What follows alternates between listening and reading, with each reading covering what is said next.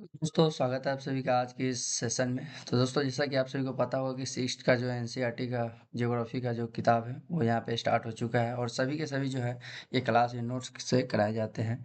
तो ये जो आज का हमारा जो यूनिट तीसरा है पृथ्वी की गति है, पृथ्वी की गति के बारे में आज हम लोग देखेंगे।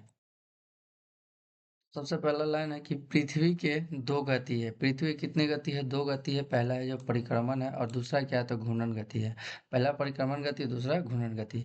परिक्रमण गति किसे कहते हैं? परिक्रमण गति किसे कहते हैं? सूर्य के चारों ओर एक स्थिर कक्ष में पृथ्वी की गति को परिक्रमण गति कहते हैं। सूर्य के चारों ओर एक स्थिर कक्ष में पृथ्वी की गति को परिक्रमण गति कहते हैं। घूर्णन गति किसे कहते हैं? तो पृथ्वी का अपने अक्ष पर घूमना घूर्णन गति कहलाता है। पृथ्वी अपने अक्ष पर जो घूमता है उसे घूर्णन गति कहते हैं। वह समतल जो कक्ष के द्वारा बनाया जाता है उसे कक्षीय समतल कहते हैं। वह समतल जो कक्ष के द्वारा बनाया जाता है उसे कक्षीय समतल कहते हैं। ग्लोब पर वह वृत्त जो दिन तथा रात को जो विभाजित करता है उसे क्या कहते हैं? उसे प्रदीप्त वृत्त कहते हैं। दिन तथा रात को विभाजित करने वाले वृत्त को क्या कहते हैं? प्रदीप्त वृत्त कहते हैं। घूर्णन के समय काल को पृथ्वी दिन कहा जाता है। यानी घूर्णन के समय काल को क्या कहा जाता है? तो यहाँ से पृथ्वी दिन भी कहा जाता है। ये भी एक नया पॉइंट है।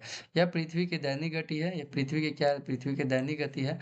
पृथ्वी एक वर्ष या 365 दिन 6 घंटे में सूर्य का एक चक्कर लगाती है। यानी पृथ्वी लगभग एक वर्ष कह सकते हैं या 365 दिन 6 घंटे कह सकते हैं, इसमें क्या करती है? तो सूर्य का एक चक्कर लगाती है। आर्यभट्ट के अनुसार क्या है? तो आर्यभट्ट के अनुसार पृथ्वी गोल है, ठीक है, तथा अपने अक्ष पर घूर्णन करती है। आर्यभट्ट कौन थे? यहाँ पे देख सकते हैं आर्यभट्ट। आर्यभट्ट कौन सा? प्राचीन भारतीय खगोल शास्त्र, प्राचीन भारतीय खगोल शास्त्र, आधुनिक नहीं, प्राचीन भारतीय खगोल शास्त्र थे।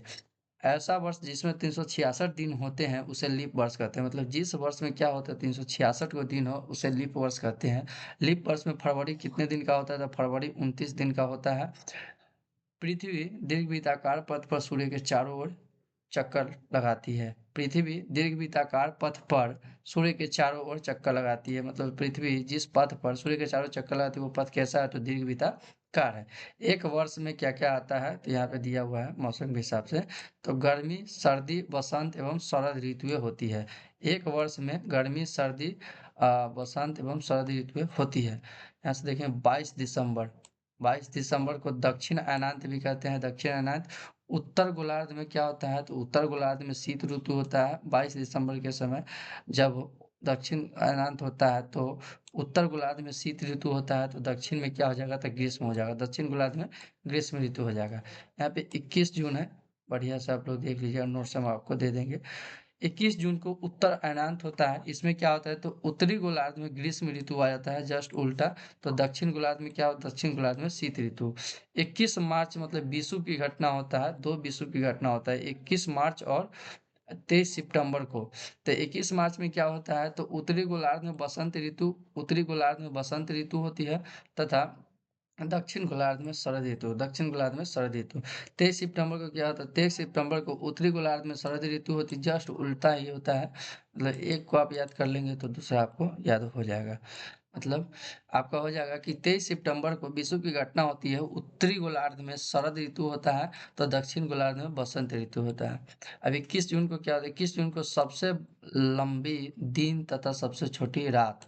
21 जून को सबसे छोटी दिन तथा सबसे लंबी दिन तथा सबसे छोटी रात 21 जून को होती है। और उत्तरी गोलार्ध सूर्य की ओर झुका होता है। मतलब 21 जून को क्या होता है? 21 जून को उत्तरी गोलार्ध सूर्य की ओर झुका होता है। उत्तरी गोलार्ध, ठीक है, सूर्य की ओर झुका होता है। और कर्क रेखा पर सूर्य की किरणें सीधी पड़ती है। कर्क रेखा पर क्या होता है? कर्क रेखा पर सूर्य की किरणें सीधी पड़ती है। तो कर्क रेखा पर सूर्य की किरणें कब पड़ती है? 21 जून के समय पड़ती है। 21 जून को क्या क्या होता है? एक बार और देख लीजिए। 21 जून को सबसे लंबी दिन तथा सबसे छोटी रात होती है। उत्तरी गोलार्ध सूर्य की ओर झुका होता है। कर्क रेखा पर सूर्य की किरणें पड़ती है। 22 दिसंबर को क्या? 22 दिसंबर को मकर रेखा पर सूर्य की किरणें पर मकर रेखा पर सूर्य की किरणें पड़ती है या लंबवत पड़ती है, बात एक ही है। दक्षिण ध्रुव सूर्य की तरफ झुका आता है। दक्षिण ध्रुव सूर्य की तरफ झुका रहता है दिसंबर में, ठीक है। ऑस्ट्रेलिया में ग्रीष्म ऋतु में क्रिसमस पर्व मनाया जाता है। जैसा कि आप सभी को पता है कि भारत में शीत ऋतु में मनाया जाता है और ऑस्ट्रेलिया में ग्रीष्म ऋतु में क्रिसमस पर्व मनाया जाता है। क्योंकि जब अपने इधर हम लोग विश्व द्वीप के उत्तर में आते हैं तो इधर जब ठंडी रहती है तो दक्षिण गोलार्ध में गर्मी रहती है, ऑस्ट्रेलिया जो दक्षिण गोलार्ध में है।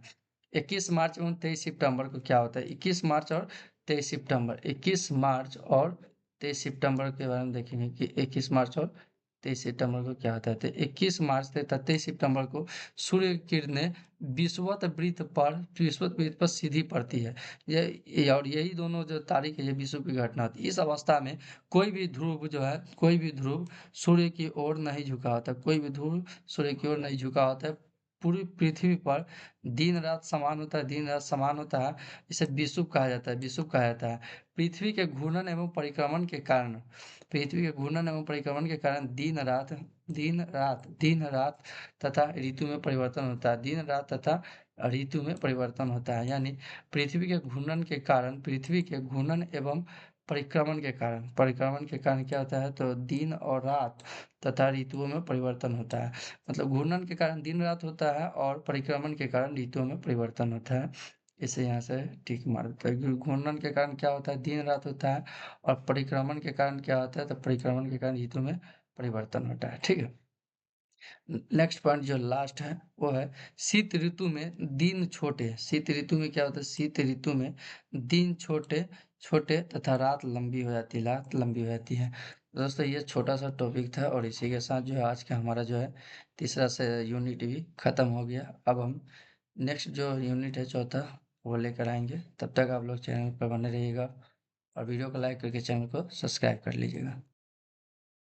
तो चलिए अब मिलते हैं नेक्स्ट टॉपिक के साथ।